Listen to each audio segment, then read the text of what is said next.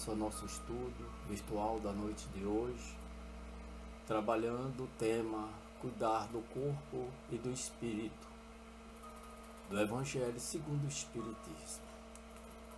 O objetivo desse nosso trabalho é justamente identificar, junto aos participantes, as relações que existem entre o corpo e o espírito, alertando-os para a necessidade e dever de cuidar bem de ambos, tendo em vista a nossa evolução. O Espiritismo ressalta, meus irmãos, a importância da ação do espírito sobre o corpo físico.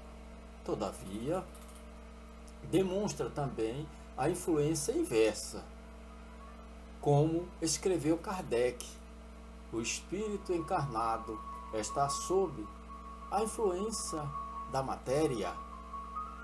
O homem que supera essa influência pela elevação e purificação de sua alma aproxima-se dos bons espíritos com os quais estará um dia.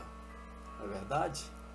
Aquele que se deixa dominar pelas más paixões e põe todas as suas alegrias na satisfação dos apetites grosseiros,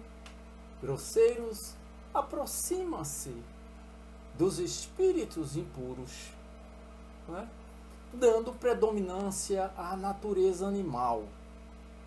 Pode-se comparar a ação da matéria grosseira do corpo sobre o espírito à de uma água lodosa que tira a liberdade de movimentos do corpo nela mergulhado. Assim sofre o homem. A influência de duas naturezas diversas, a do espírito e a do corpo físico.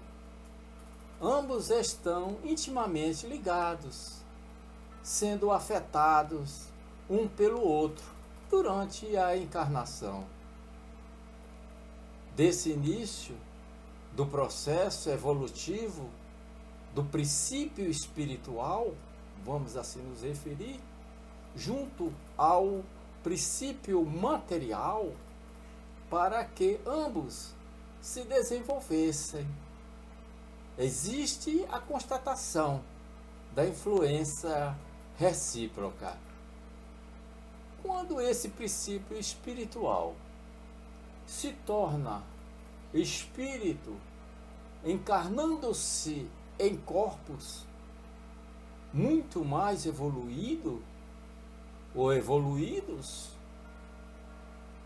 que os anteriores, a influência do espírito vai se tornando mais forte pelo desenvolvimento da inteligência, do uso do livre-arbítrio, levando a uma sensibilidade que é a capacidade de perceber as conexões entre o mundo interior e o mundo exterior. Meus irmãos, o corpo físico está ligado à matéria, constituído de elementos materiais da Terra, claro, e é hoje o resultado de um longo processo de evolução, mas constituído basicamente dos 4 elementos minerais: o oxigênio, o hidrogênio, o carbono e o nitrogênio, que retornam à natureza após a morte do corpo físico. O corpo físico, tem aptidões para suas funções, sendo a princípio proporcionar a vida orgânica e preservá-la, sem a qual o espírito não pode viver na Terra. Essas qualidades Esses atributos geram necessidades que têm de ser satisfeitos para que ele possa cumprir suas funções em relação à alma. O espírito, ser imaterial, imortal, também resultado de um longo processo evolutivo, juntamente com a matéria, é imposicionado a desenvolver todo o seu potencial intelectual e moral pela lei do progresso.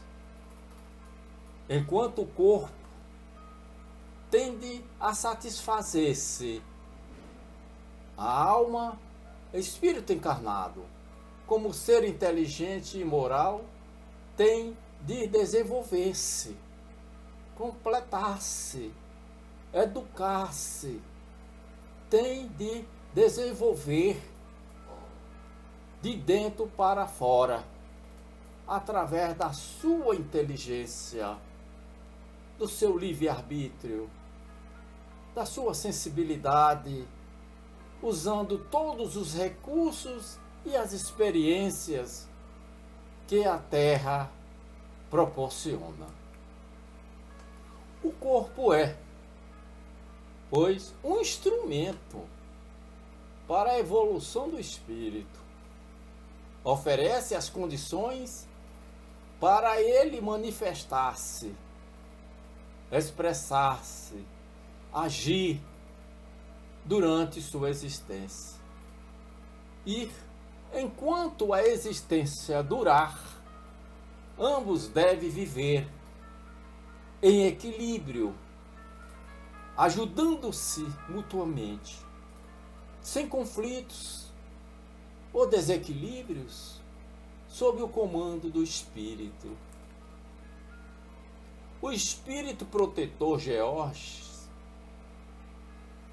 que manifestou essa mensagem, que deu, digo melhor, essa mensagem, explica a necessidade que o homem tem de cuidar do corpo, visto que, conforme seu estado de doença ou saúde, a alma sente-se mais livre ou menos pioneira para agir. Então, enquanto mais saudável estiver o corpo, muito melhor para o ser espiritual. Assim, considerando a importância do corpo para o progresso do espírito, devemos cuidar das suas necessidades, tendo sempre a concepção de que ele é um instrumento de evolução para o espírito imortal. Portanto, não lhe dar uma valorização que o coloque acima do ser espiritual, nem desprezá-lo, culpando-o das suas fraquezas e imperfeições. Georges, protetor, espírito, ele chega a uma conclusão da sua mensagem, dizendo